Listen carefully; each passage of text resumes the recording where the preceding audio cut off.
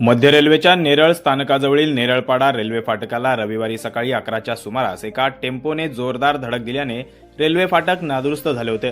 त्यामुळे रेल्वे प्रशासनाकडून दुरुस्ती करता काही कालावधीसाठी रेल्वे फाटक बंद ठेवण्यात आला।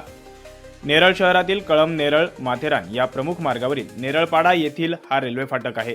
मुख्य बाजारपेठेत जाण्यासाठी नागरिकांना याच मार्गाने जावे लागते।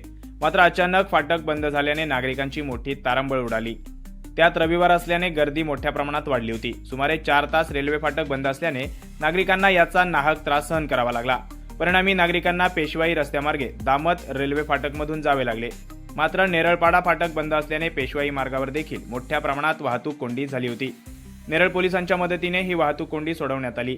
टेम्पो चालकाच्या बेजबाबदारपणामुळे ही परिस्थिती ओढावल्याचं दिसून आलं।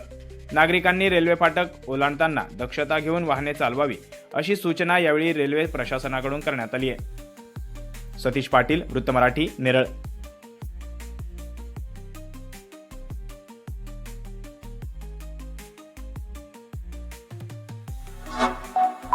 Like, comment, share and subscribe.